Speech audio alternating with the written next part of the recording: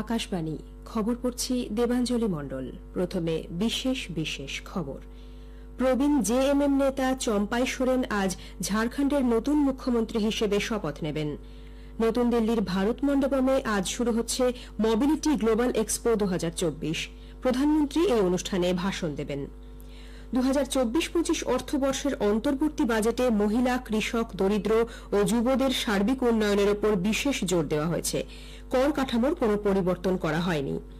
Iraq ও সিরিয়ায় নির্দিষ্ট নিশানা লক্ষ্য করে আক্রমণ চালানোর পরিকল্পনা করেছে আমেরিকা। নাগাল্যান্ডের কোহিমায় শুরু হয়েছে চতুর্থ এশিয়া সঙ্গীত সম্মেলন। আসছি বিস্তারিত খবরে। প্রবীণ জেএমএম নেতা চম্পাই সোরেন আজ ঝাড়খণ্ডের নতুন মুখ্যমন্ত্রী হিসেবে শপথ নেবেন। রাজ্যপাল সিপি রাধাকৃষ্ণন তাঁকে শপথ নেবার আমন্ত্রণ জানিয়েছেন।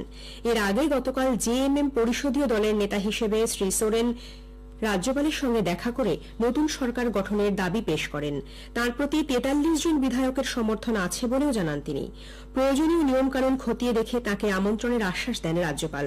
উল্লেখ্য, অর্থ তছরুপের অভিযোগে ইডির হাতে গ্রেফতার হওয়ার আগে গত বুধবার সন্ধ্যায় মুখ্যমন্ত্রী পদে ইস্তফা দেন হেমন্ত সোরেন। সেদিনই চম্পাই সোরেনকে মুখ্যমন্ত্রী হিসেবে মনোনীত করার কথা জানানো হয়। এদিকে অর্থ তছরুপের অভিযোগে ইডির গ্রেপ্তারিকে ঝাড়খণ্ডের প্রাক্তন মুখ্যমন্ত্রী জেএমএম নেতা হেমন্ত সোরেন সুপ্রিম কোর্টে চ্যালেঞ্জ জানিয়েছেন। প্রধান বিচারপতি ডিওয়াই চন্দ্রচূড়ের নেতৃত্বে 3 বিচারপতির বেঞ্চে আজ এই আবেদনের শুনানি হবে। প্রবীণ আইনজীবী কপিল সিব্বাল আজ শীর্ষ আদালতে সোরেনের গ্রেপ্তারির বিরুদ্ধে আবেদন জানান। প্রবীণ আইনজীবী কপিল সিব্বাল গতকাল শীর্ষ আদালতে সোরেনের গ্রেপ্তারের বিরুদ্ধে আবেদন জানান। ঝাড়খণ্ড হাইকোর্ট থেকে তাঁদের মামলাটি তুলে নেবার কথাও জানিয়েছেন তিনি। এই আবেদনের প্রেক্ষিতে সলিসিটর জেনারেল তুষার মেহতা বলেন, হাজার হাজার মানুষ ইডির হাতে গ্রেফতার হন, প্রত্যেকে কিন্তু সুপ্রিম কোর্টে আসতে পারেন না। গতকাল রাঁচির পিএমএলএ আদালতে পেশ করা হলে হেমন্ত সোরেনকে 1 দিনের জেল হেফাজতে পাঠানো হয়। ইডি তাঁকে 10 দিনের জন্য হেফাজতে চেয়ে যে আবেদন জানিয়েছে সে ব্যাপারে আজ সিদ্ধান্ত নেবে আদালত। তাঁকে বিরসা মুন্ডা কেন্দ্রীয় সংশোধনাগারে পাঠানো হয়েছে। এক দেশ এক নির্বাচন নিয়ে প্রাক্তন রাষ্ট্রপতি রামনাথ কোবিন্দের নেতৃত্বে গঠিত উচ্চ পর্যায়ের কমিটির বৈঠকে যোগ দিতে পশ্চিমবঙ্গের মুখ্যমন্ত্রী মমতা ব্যানার্জি আগামী সপ্তাহে দিল্লি যাচ্ছেন। 6 ফেব্রুয়ারি তিনি দিল্লি পৌঁছবেন বলে তৃণমূল কংগ্রেস সূত্রে খবর। 7 তারিখ ওই বৈঠকে যোগদান ছাড়াও সংসদের অধিবেশনের ফাঁকে বিরোধী দলের শীর্ষ নেতৃবৃন্দের সঙ্গে মুখ্যমন্ত্রী বৈঠক করতে পারেন বলে জানা গেছে। প্রধানমন্ত্রী নরেন্দ্র মোদী আজ নতুন দিল্লির ভারত মণ্ডপমে মোবিলিটি গ্লোবাল এক্সপো 2024 অনুষ্ঠানে বক্তব্য রাখবেন। গতিশীলতা ও স্বয়ংচালিত ক্ষেত্রে ভারতের দক্ষতা ও ক্ষমতাকে তুলে ধরা হবে এই এক্সপোতে। বিভিন্ন রকম প্রদর্শনী, সম্মেলনের ব্যবস্থা করা হয়েছে। 50টিরও বেশি দেশের 800 জন প্রতিনিধি পরিবহন ও যোগাযোগ ক্ষেত্রে সাম্প্রতিক বিভিন্ন প্রযুক্তি ও স্বাস্থ্য সমাধান নিয়ে এই মেলায় উপস্থিত থাকবেন। 28টির বেশি গাড়ি নির্মাতারা এখানে উপস্থিত থাকবেন। ভারত মোবিলিটি এক্সপোতে রাজ্যগুলির ওপর বিভিন্ন আলোচনার ব্যবস্থা করা হয়েছে। 2024-25 অর্থবর্ষের অন্তর্বর্তী বাজেটে মহিলা, কৃষক, দরিদ্র ও যুব সমাজের সার্বিক উন্নয়নের ওপর বিশেষ জোর দেওয়া হয়েছে। অর্থমন্ত্রী নির্মলা সীতারামন লোকসভায় গতকাল এই বাজেট পেশ করে বলেন, কর কাঠামো অপরিবর্তিত রাখা হয়েছে। অর্থমন্ত্রী হিসেবে তাঁর ষষ্ঠ এবং আগামী লোকসভা নির্বাচনের আগে শেষ বাজেট বক্তৃতায় শ্রীমতী সীতারামন বলেন, আগের থেকে অনেক বেশি সরলীকরণ করা হয়েছে কর ব্যবস্থায়। দেশে গত 10 বছরে প্রত্যক্ষ কর সংগ্রহের পরিমাণ 10% বৃদ্ধি পেয়েছে বলে তিনি জানান। আয়করদাতাদের সংখ্যাও 2.4 গুণ বেড়েছে। স্টার্ট আপ, সরকারি বন্ড ও পেনশন ফান্ডে লগ্নির ক্ষেত্রে কর ছাড়ের সুবিধে 2025-এর মার্চ পর্যন্ত বাড়ানো হয়েছে বলে তিনি জানিয়েছেন। এবারের অন্তর্বর্তী বাজেটে প্রস্তাবে মোট সংশোধিত ব্যয়ের পরিমাণ ধরা হয়েছে 44,90,000 কোটি টাকা। 2024-25-এ রাজকোষ ঘাটতির হার 4% নামিয়ে আনতে সরকার বদ্ধপরিকর। আগামী অর্থবর্ষে এই হার জিডিপির 5.1% রাখার পরিকল্পনা করা হচ্ছে। পণ্য পরিষেবা কর প্রবর্তনের ফলে এক দেশ এক বাজার এক কর ব্যবস্থা চালু হয়েছে। বাজেট বক্তৃতায় শ্রীমতী সীতারামন মোদী সরকারের বিভিন্ন উন্নয়নমূলক প্রকল্পের কথা উল্লেখ করে জানান, সবকা সাথ সবকা বিকাশের মন্ত্রে গত 10 বছরে ভারতের অর্থনীতিতে ব্যাপক পরিবর্তন লক্ষ্য করা গেছে। 25 কোটি মানুষকে দারিদ্র্যমুক্ত করা হয়েছে। বিশ্বব্যাপী অর্থনৈতিক চ্যালেঞ্জ সত্ত্বেও ভারতীয় অর্থনীতি ঘুরে দাঁড়িয়েছে। মুদ্রাস্ফীতি নিয়ন্ত্রণে রয়েছে। প্রকৃত জিডিপি হার বৃদ্ধির হার ধরা হয়েছে 3%। অর্থমন্ত্রী বলেন, আন্তর্জাতিক অর্থ তহবিল IMF এর পূর্বাভাস অনুযায়ী 2027-এ তৃতীয় বৃহত্তম অর্থনীতি হয়ে উঠবে ভারত। দেশের যুবদের বিকাশে সরকার বিশেষভাবে মনোনিবেশ করছে বলে অর্থমন্ত্রী জানান। তিনি বলেন, তাদের উজ্জ্বল ভবিষ্যতের লক্ষ্যে ইতোমধ্যেই 7টি IIT, 16টি IIIT, 15টি এইমস গড়ে তোলা হয়েছে। স্টার্টআপ ইন্ডিয়া কর্মসূচি যুবদের সক্ষম করে তুলেছে।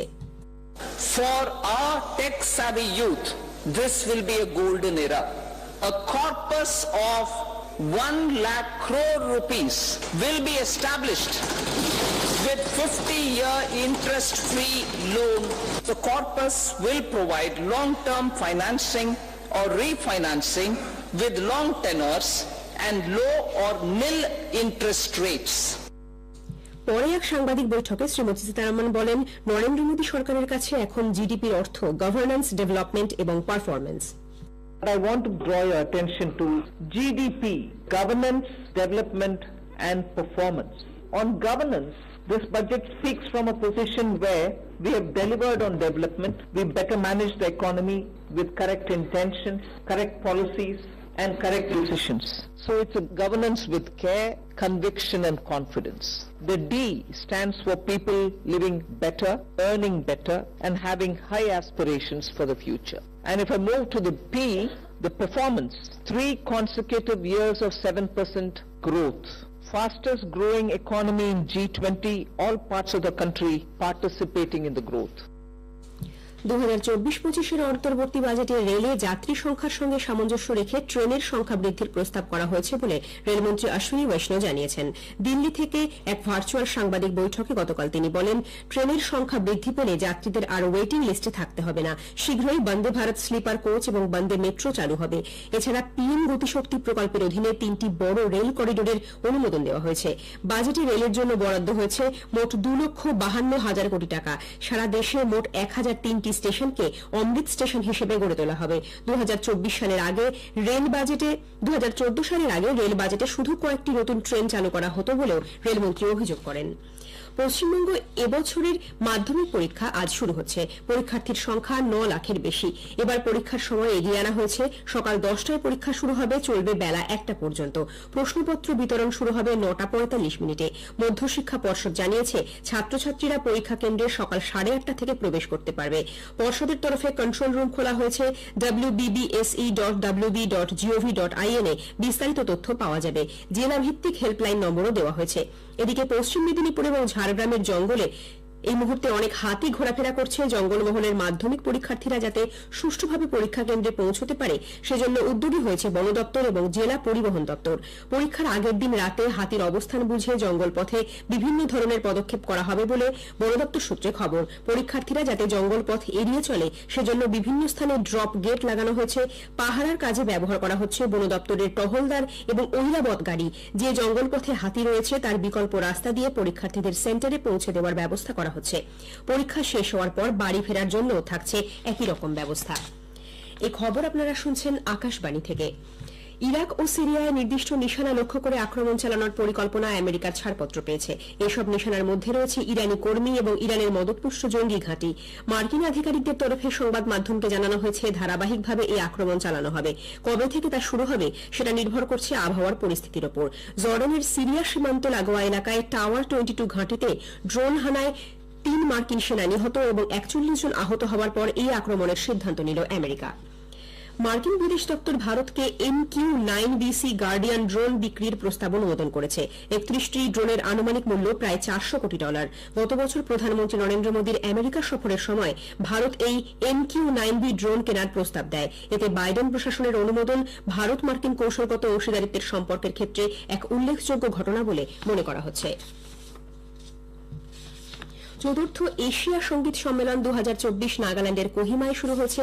নাগাল্যান্ড সরকারের task force for music and arts বা টাফমা মিউজিক কানেক্ট এশিয়ার সঙ্গে যৌথ উদ্যোগে এই সঙ্গীত সম্মেলনের আয়োজন করে। নাগাল্যান্ডের ক্যাপিটাল কালচারাল প্রেক্ষাগৃহে গত সন্ধ্যে এর উদ্বোধন করে মুখ্যমন্ত্রী নেইফিউ রিও বলেছেন, সঙ্গীত, শিল্পকলা এবং গানের মাধ্যমে গল্প বলার ঐতিহ্য শরণাতীত কাল থেকেই নাগা জনগণের জীবনযাত্রায় কেন্দ্রীয় ভূমিকা পালন করেছিল। এটি নাগাদের জন্য একটি ঐক্যবদ্ধ শক্তি হয়ে উঠেছে। শেষ করার আগে খবরের বিশেষ কিছু অংশ আরও একবার। প্রবীণ জেএমএম নেতা চম্পাই সোরেন আজ ঝাড়খণ্ডের নতুন মুখ্যমন্ত্রী হিসেবে শপথ নেবেন। নতুন দিল্লির ভারত মণ্ডপমে আজ শুরু হচ্ছে মোবিলিটি গ্লোবাল এক্সপো 2024। প্রধানমন্ত্রী এই অনুষ্ঠানে ভাষণ দেবেন। ইরাক ও সিরিয়ায় নির্দিষ্ট নিশানা লক্ষ্য করে আক্রমণ চালানোর পরিকল্পনা করেছে আমেরিকা। খবর শেষ হলো।